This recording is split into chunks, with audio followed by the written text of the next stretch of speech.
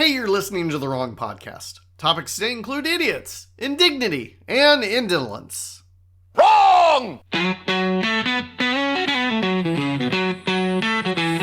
the wrong podcast, but we'll make it right. Spin the world in a whole new light. Witty, wild, and a little askew. And the one who's right, it might be you.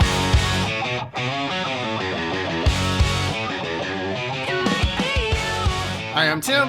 I'm here to talk about politics, culture, religion, sports, and anything else you're not allowed to talk about in polite company. Issue number 1. They might be idiots. I was reading this article about Beavis and Butthead. It's back on. I don't know if you knew that. It's not on MTV. It's on Comedy Central now. And the creator of Beavis and Butthead, his name's Mike Judge, he was saying that he got all kinds of pushback from MTV about Beavis and Butthead because they were so stupid. They were so stupid. And they wanted him to not make them so stupid. And he kept saying, this is satire. These are not role models. It's satire. I'm making fun of stupid people. And he was basing this on people he actually met while working in a factory in Texas. And if you've ever seen Beavis and Butthead, you know they're really stupid. You're like, these can't be real people. This isn't satire. This is over the top. And it was such satire that, to back up a little bit, his compromise with MTV was to put a disclaimer on every episode. And the disclaimer went like this. Beavis and Butthead are not role models. They're not even human. They're cartoons. Some of the things they do would cause a person to get hurt, expelled, arrested, possibly deported. A story just came out about these two guys in North Texas that makes me think that maybe Beavis and Butthead aren't satire. Mike Judge really might have been onto something. These two guys, they got arrested by the FBI. And the reason they got arrested by the FBI is because they were developing a plan. They had a plan and they were collecting weapons and they were trying to educate themselves to enact the plan. Here's the plan. There's an island off of Haiti, which has about 100,000 people on it.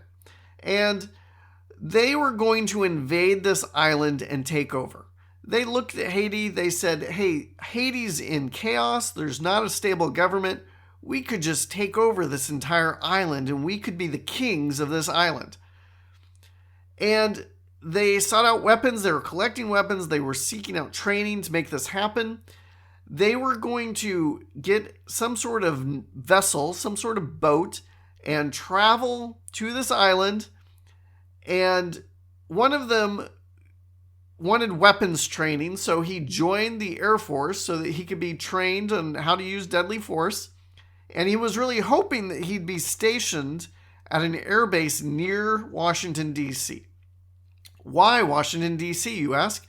Because the plan was, hey, we can't invade this island by ourselves. That would be dumb. What we need is manpower. And we will just recruit homeless people off the streets of Washington, D.C. And they will be our invading force. Now, I don't know if you've ever been to Washington, D.C., but I have. And let me tell you something about the homeless people in Washington, D.C. They are exactly like the homeless people in every city you live in. They are crackheads. They are mentally ill. They don't have things together. They're not exactly an invading force for an island off of Haiti. But these guys, they were going to collect the weapons. They were going to get the homeless guys off the streets of Washington, D.C. They were going to take a boat to this island, and then they were going to kill every man on the island. Did I mention the island has 100,000 people on it? They were going to kill every able-bodied man on the island, and then they would be able to rape. That's right, their plan was to rape all the women and children on the island. And let's just say, I don't know that the FBI really needed to intervene in this situation, but they did. They're under arrest right now. They're awaiting trial.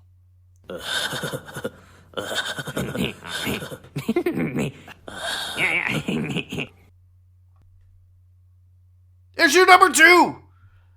Something to talk about. Let's just, before I get into this story, let me just say, this is a story you're going to hear a lot more about. I am bringing you breaking news right now. It's not exactly breaking, but it's really early for me to be talking about this kind of thing on this podcast. First, let me set it up. Let's imagine it's World War II and a German U-boat, it's like a submarine, it sinks a British warship. And there's all kinds of guys who jump off the ship. They're floating there in the water, and the U-boat comes up out of the water. The Germans, they get out of the submarine. They're standing on the deck of the submarine with machine guns, and they machine gun down all of the British sailors floating in the water. Now, sinking the British vessel, that's fine. That's part of war. You're allowed to do that. If anybody dies on the ship as it's sinking, that's fine. That's part of war. But machine gunning all of the survivors of the shipwreck, that's a war crime. You can't do that. They've been neutralized. The ship has been sunk. These guys are not part of the war anymore.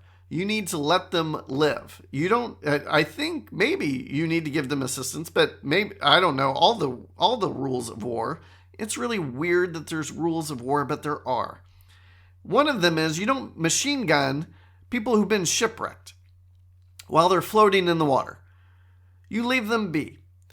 So imagine, as the story goes, that at an American ship, they find the U-boat and they sink the U-boat.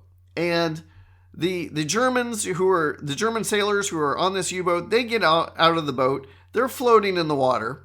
And the American naval ship comes upon all these guys floating around in the water. Are they allowed to machine gun the Germans floating in the water? After all, these guys are Nazis. And they're not just Nazis. They are war criminal Nazis. Well, it turns out the American American sailors are not allowed to machine gun down all of the sailors of the shipwrecked U-boat. Despite them being Nazis and despite them being war criminals, it would also be a war crime for the Americans to machine gun these guys to death.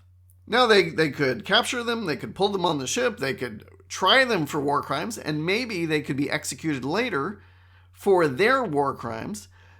But the sailors on the American ship are not allowed to machine gun them down, despite the fact that they're really, really bad people. They are, in fact, Nazis. Not allowed to machine gun down Nazis, even though they're Nazis. Now, there was recently a number of Democratic politicians who released a video of them singing Imagine.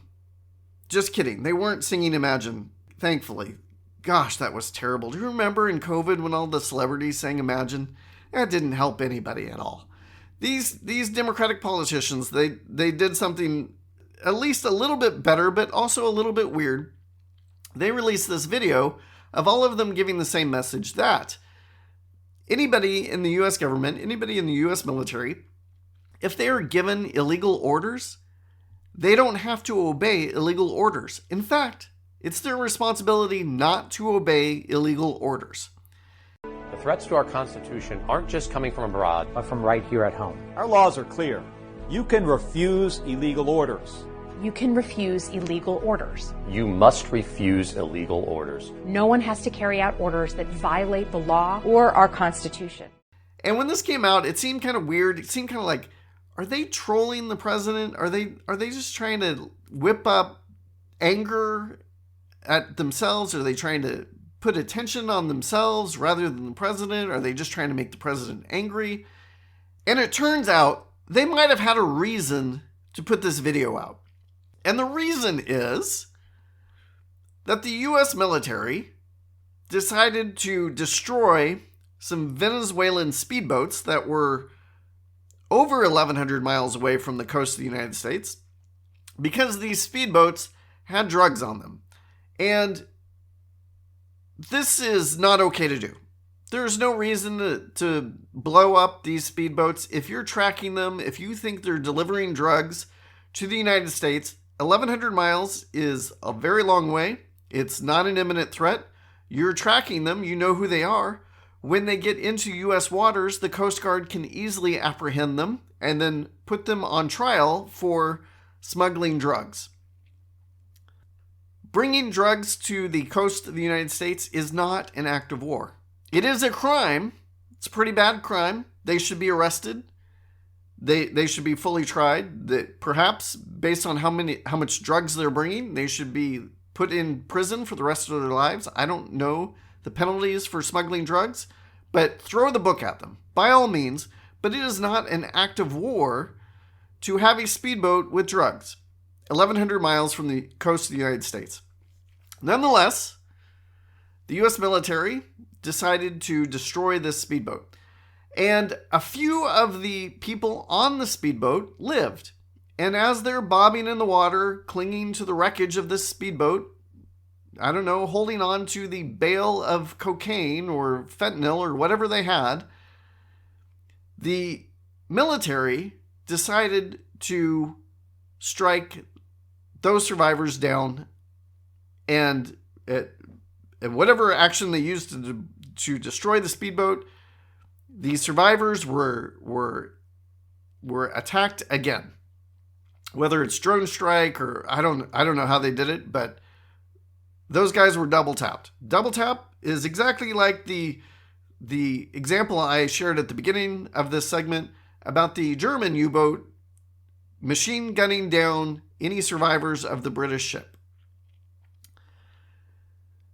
There is no prior authorization to attack Venezuelan speedboats. Congress has not declared them to be terrorists, have not declared them to be enemy combatants. They are criminals, not participants in a war. It's murder to attack them.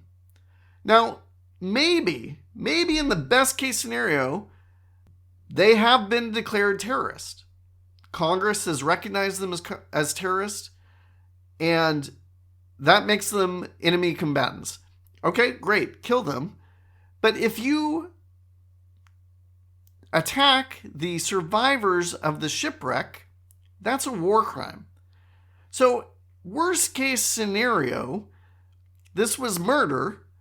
Best case scenario, this was a war crime. War crimes like this, where people die, the punishment is life in prison or death. Not looking great. And turns out, so this thing happened in September. And it apparently happened at the direction of the Secretary of War.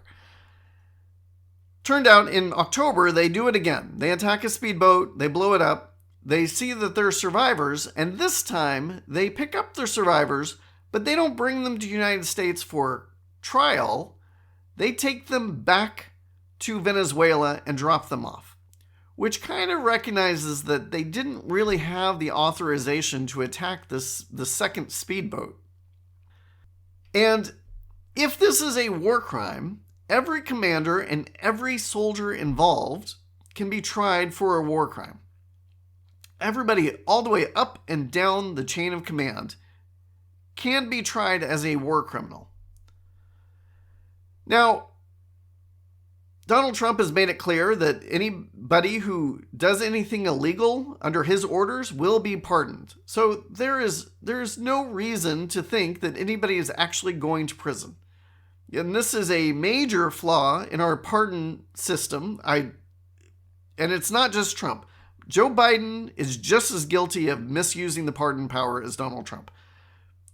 I'm all on board for changing the pardon power.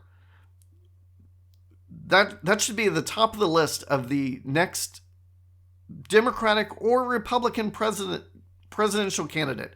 They should be saying, hey, we should reform this. This should be a constitutional amendment. The president just doesn't get to unilaterally pardon anybody he wants, particularly if he's ordering them to do things that are illegal. There should be some sort of check and balance from the Senate or the Supreme Court or some sort of, I don't know, I lost the word. What's the word for a group of people that gets together?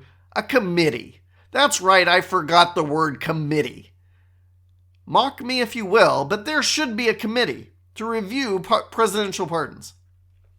Tom Nichols, he's a retired professor of the War College. He trained soldiers on how to go to war and how to think about war, particularly nuclear war. And this is what he said when evaluating this situation. When he heard this story, he said, hey, just remember that presidential apologists, they have a pattern, and here's the pattern. Step 1, it didn't happen. Step 2, it might have happened, but it would be okay if it did happen. Step 3, so it happened, so what? Step 4, what about so-and-so? Insert name of various president here. And just 3 days ago, people were saying, no, this didn't happen. This narrative that the Washington Post is giving us, it didn't happen. It's fake. It didn't happen at all. Well, today, Carolyn Leavitt, the press secretary of the White House, she came out and said, yes, in fact, it did happen. That's exactly how it happened. So we, in just a very short period of time, have gone from step 1 to step 2.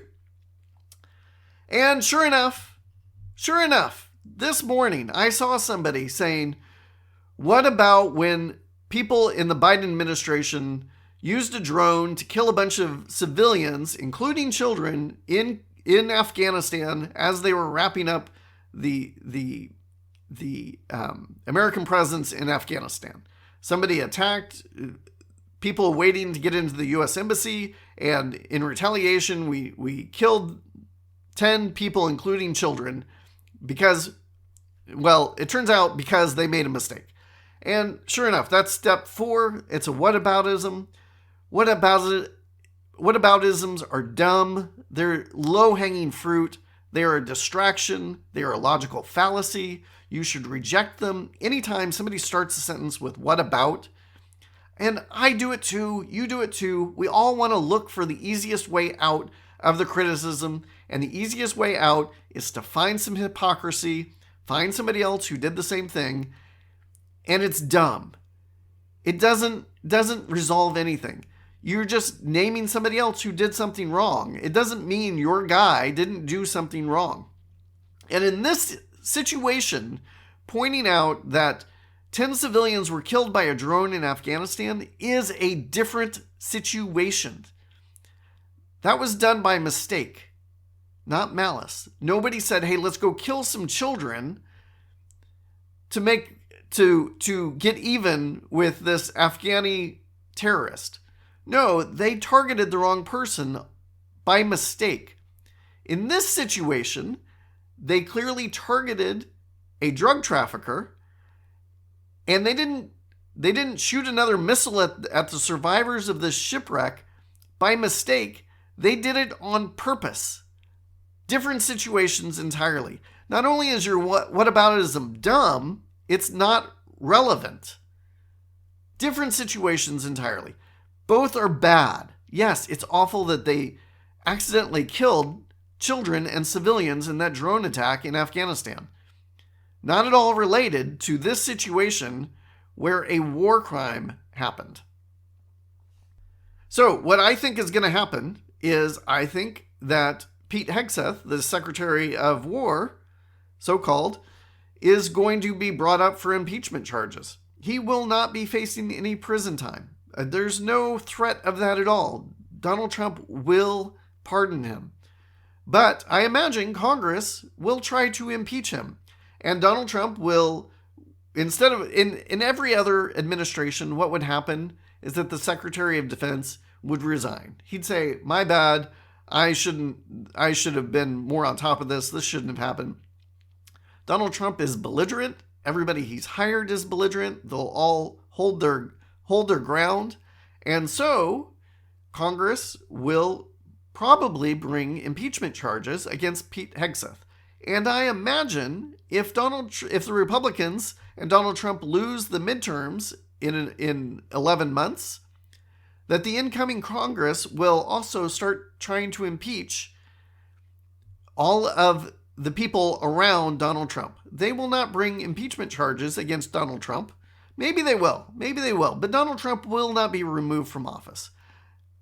But I imagine what the Democrats will start aiming to do will be to remove all the people around him. All of his cabinet secretaries will be removed. And they'll be able to get Republicans to go along with it. Kash Patel and Robert Kennedy Jr. and Pete Hegseth and Tulsi Gabbard. I would not be surprised if impeachment and removal happens to all of these people. We'll see. Hey, it's time. What are the rules? Oh, what are the rules? What are the rules? Don't touch my fries or my garden tools. Oh, what are the rules? Yeah, I've got my quirks.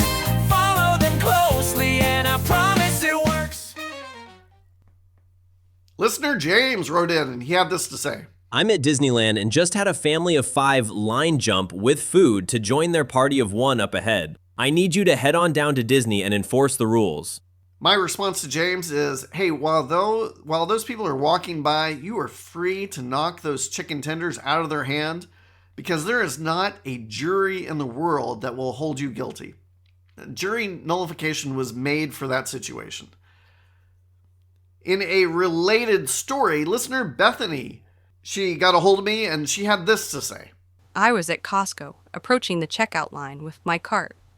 A woman with nothing in her hands dashed in front of me, and then, a few minutes later, waved her husband with a full cart over to join her. This has to be wrong.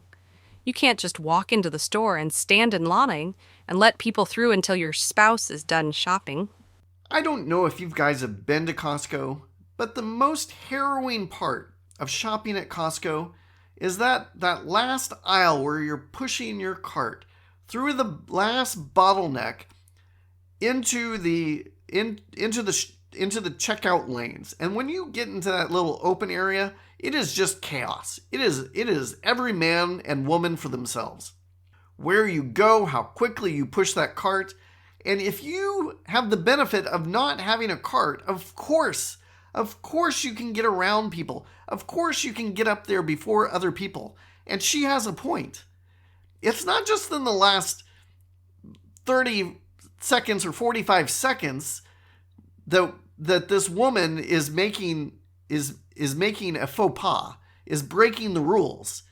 She could have gone up there 30 minutes ahead of time and staked out a position for her husband to eventually find her. All she has to do is say, oh, keep going, I'm not ready yet. And then your spouse, they get to go straight to the head of the line. This is not okay.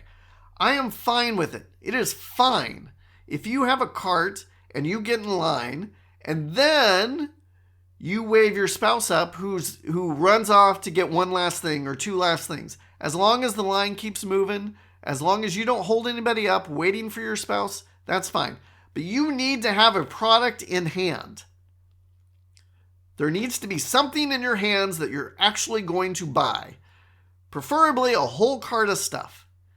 You don't get to walk up there empty-handed. That's the rule. Remember, I want to know what's wrong with you. What's wrong with you? If you'd like to submit a question, topic, or tell me how I was wrong, you can email me at listen@therewrongpodcast.com or submit a comment at my website, therewrongpodcast.com. and help me spread the wrong message. If you like what you hear, share it with your friends. Now it's time for my favorite part of the show. I was wrong. I was wrong. I was wrong.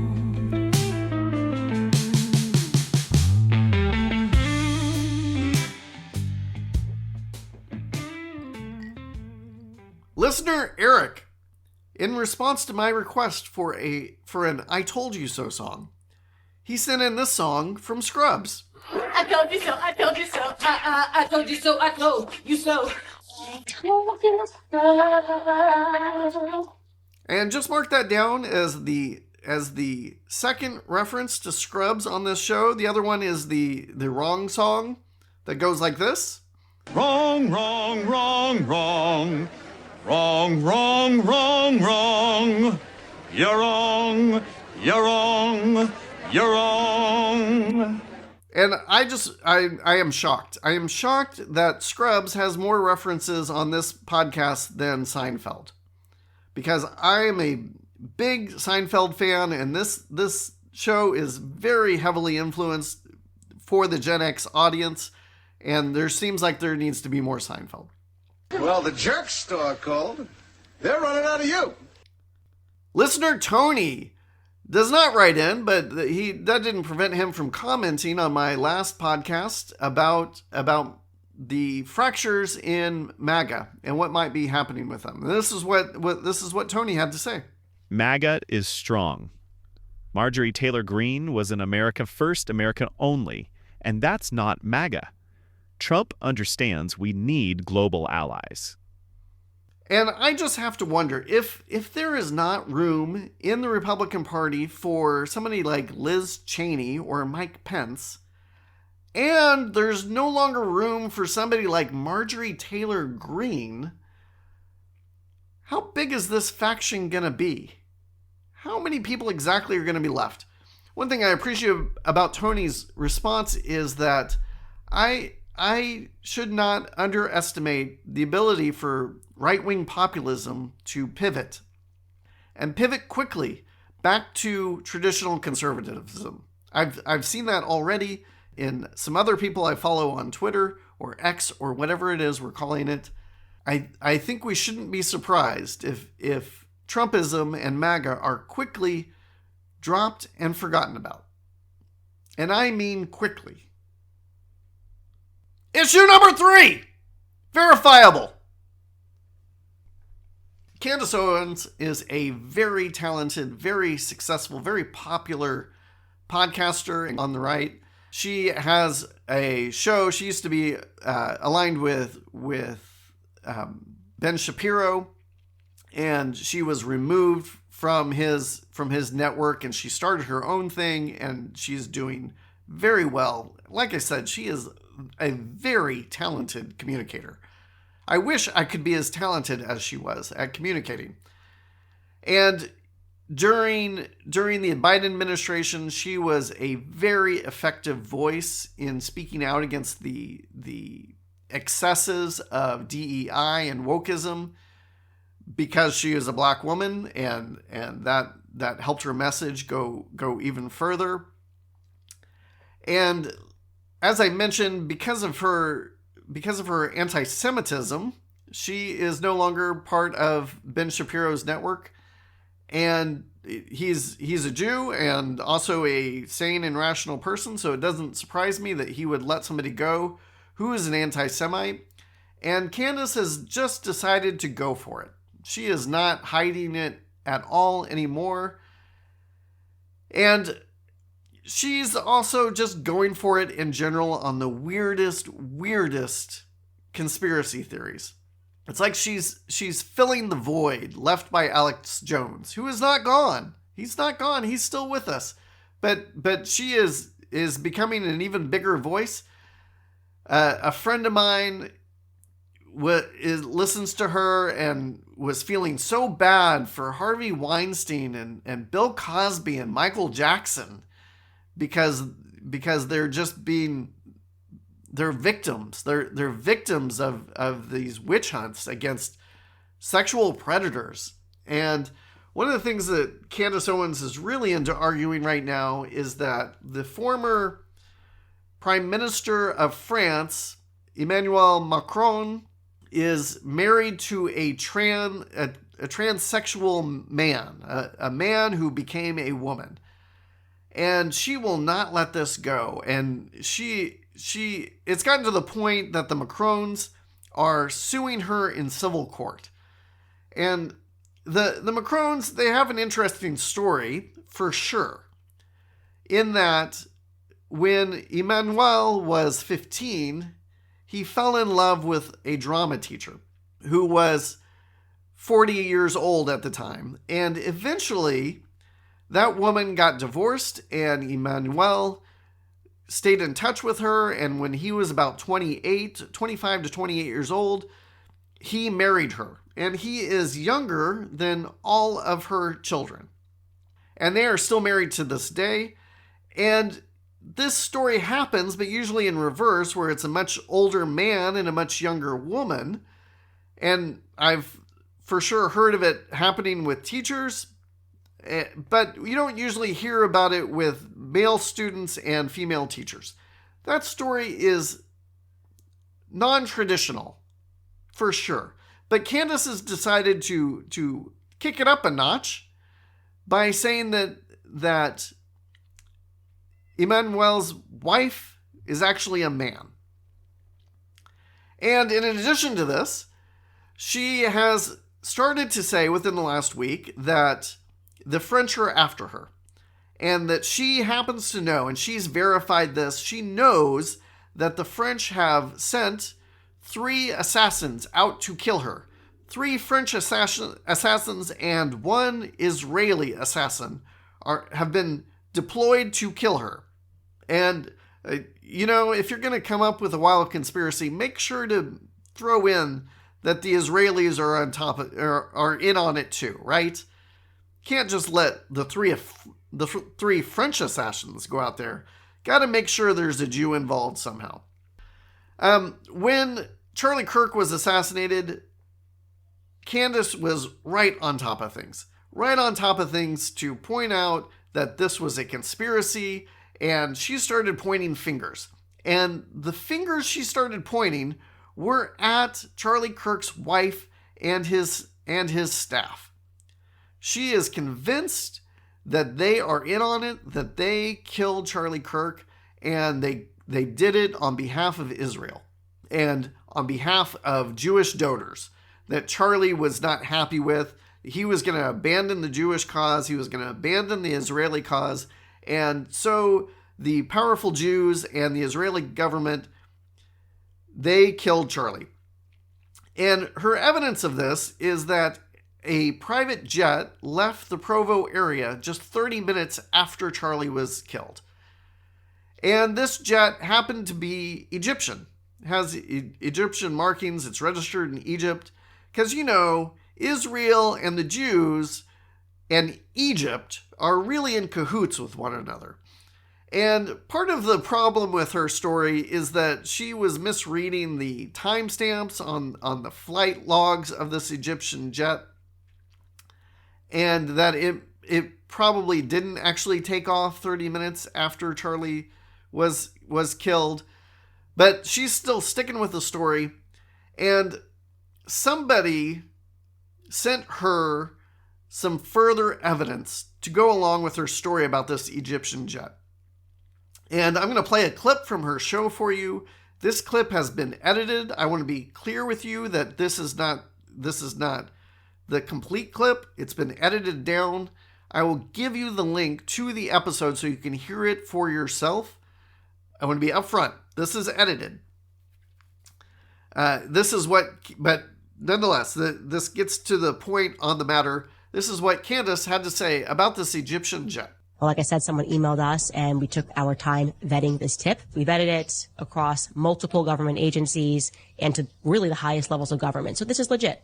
I've printed it out and I'm going to read around some parts, removing some parts to provide this individual, who, by the way, I have no idea who this is, but to give him and her even some more coverage. They're taking a tremendous risk. So I'm just going to read this to you guys. Candace, I'm aware that you suspect the government and other entities are involved in the events leading up to and on September 10th. You might have been wondering why SUBTT made so many visits to Wilmington, Delaware, out of all places, and I can personally answer that. The information I am giving you will implicate the FBI and various other government agencies all at the same time.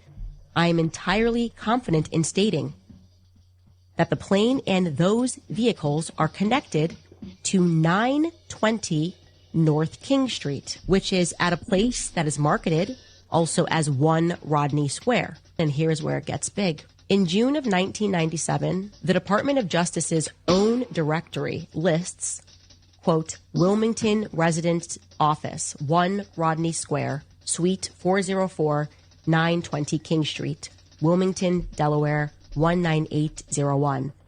That is your line to know that it is a federal resident office, 920 North King Street. And at the same address, the United States Secret Service, 920 North King Street, Wilmington, Delaware, 19801. It's the building that Snowden leaked. Find one that makes it look brown and then compare it to 920 North King Street in Wilmington. It looks exactly like a mini version of the thing. Back to 920 North King Street. 920 North King Street. That 920 North King Street is also the FBI. Federal SUVs move from that airport to 920 North King Street. 920 North King Street has been a federal residence office since at least 1997, and today it houses the DEA, the FBI, and the United States Secret Service, all at the same address. Wilmington is undeniably a terminal point, and the only logical reason points to 920 North King Street. I read this, checked it, verified it. 1 Rodney Square, 920 King Street, Wilmington, Delaware, 19801. I am passing this to you because you are honest enough to see this for what it is. Okay, you got the point. You probably heard 920 North King Street, Wilmington, Delaware in there, right? 920 North King Street, Wilmington, Delaware. You also heard her say that she verified this, that she went to the top levels of the government to make sure this information was true. She knows that this plane landed in Wilmington, Delaware, and that at 920 North King Street in Wilmington, Delaware, are a number of important 3-letter U.S. government agencies. Liar! Liar! Liar! And it was revealed that this was all a prank. Somebody sent her this email to set her up. And the reason we know this is a prank is because at 920 North King Street in Wilmington, Delaware, are the law offices of that Candace Owens hired to support her in this civil lawsuit that the Macrons have brought against her. The former French Prime Minister is suing Candace. Candace needs legal representation. She hired a law firm, and this emailer told her that the heart of her conspiracy about Charlie Kirk is actually her own law firm. And there are no government agencies at this building. It is her own law firm. I love this prank. I so love this prank. If I was starting this if I was starting this podcast right now, I would call this podcast 920 North King Street. That's how much I love this prank. 920 North King Street would be the name of the podcast. I'm not doing a rebrand. Running with what I got, but if I was starting today, that would be the name. This is brilliant. And she didn't recognize the address at all. And she goes on and on and on saying she verified this as fact. And it is not factual. She got caught. And there are some people who are starting to suggest that Candace might have a mental illness. That's how wacky and paranoid she has become. And maybe mental illness is the best way to describe this. And let me just say that mental illness causes chaos. And chaos is evil. I am not, be very clear about this, I am not saying mentally ill people are evil. I'm saying that the chaos caused by mental illness is evil, just like the chaos caused by cancer is evil. Chaos is evil. And the best case scenario for Candace in this situation is that she's mentally ill. Because if she's not mentally ill, then she is the evil person in this situation. She is the root of the evil caused by this chaos. Because she is lying. She is willfully deceiving her audience to make a buck by telling lies. She has not verified this. This is not true. She is lying about it. That is evil. Jay Richards, somebody I follow on X or Twitter or whatever we call it, he had this to say about the Candace and Tucker Carlson situations. Maximal skepticism toward any source considered official, followed by maximal gullibility toward the most radical outside commentator.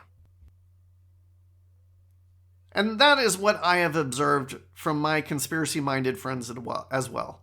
I get it. I get it that you don't trust official sources. That I can make some sense out of that.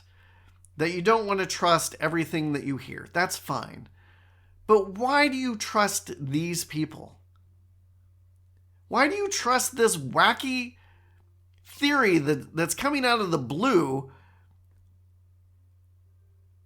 coming from Tucker Carlson or Candace Owens with no evidence? In fact, we have evidence against it. Why don't you have the same level of skepticism towards these people as you do mainstream media? Just because you reject one thing doesn't mean you accept anybody who says that the mainstream media is false. You don't just accept them with the gusto that you reject the mainstream media. Apply that skepticism across the board. But I could be wrong. If you think I am, let me know. Let me know why. I had fun and I hope you did too. Bye-bye.